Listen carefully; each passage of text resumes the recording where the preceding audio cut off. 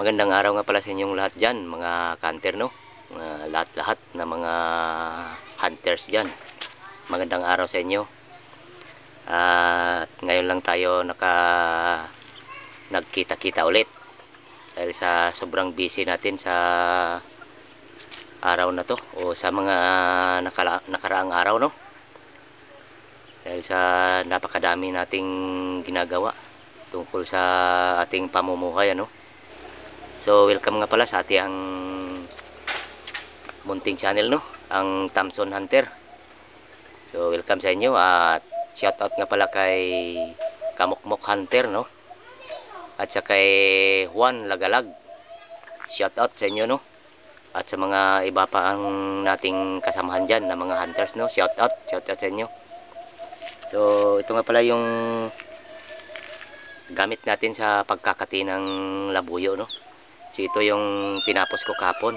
Pero ano, hindi ko pa naputol yung mga dulo nitong kanyang silo, no? Ito ay isang pataker na ginawa ko, na tinapos ko kahapon. So, ngayon ay natapos na. At baka makabalik na tayo sa paghahunt, no? Ng alimukon o ano pa man dyan, mga manok labuyo. So, ito nga pala yung tinapos ko kahapon na pataker natin. Yan. Ang sukat po ng silo niya ay 3, no? 3 inches ang sukat ng kanyang silo. At ang ginamit kong ring dito ay hindi na ako gumamit ng tanso dahil wala kasi akong stock na tanso, no? Ang ginamit ko ay yung ano na lang, tie wire. Matibay naman lang tie wire, no? So, ang haba pala nito ay 10 feet ang haba nitong isa nating pataker, no? Yan, o, puputulin ko pa itong mamaya, itong mga dulo-dulo na to para malinis ng tingnan, no? So, ito ay mahirap gawin. Napakahirap gawin. Simple lang kung tingnan mo, pero mahirap gawin ito. At ito din, pataker din na mahaba. Aabot ito ng 20 feet, no? May talpak ito na 5 talpak. Yan, no?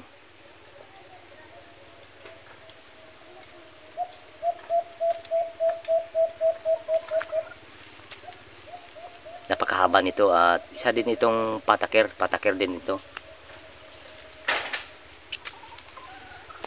At ito yung dati kong ginagamit na CI talaga, na ang sukat nitong laki ng CI ay 4 inches, 4.5 ang laki nito.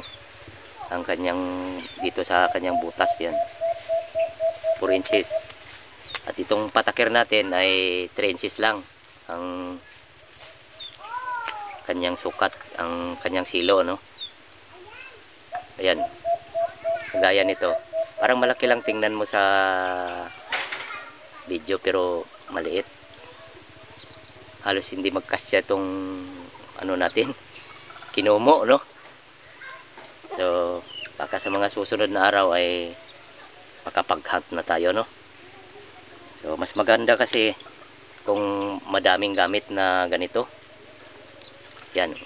Ito yung mga bagong gawa ko. Ito yung medyo luma ng gawa ko, ay matibay pa naman dahil sa yari ng nylon, ano?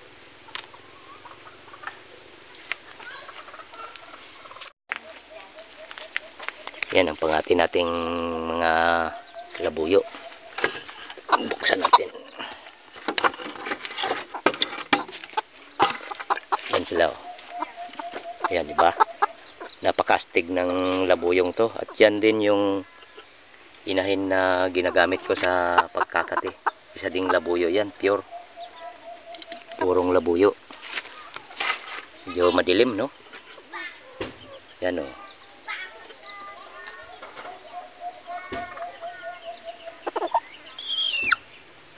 Yan ay isasabak natin sa mga susunod na araw. Si Pagang yan, no?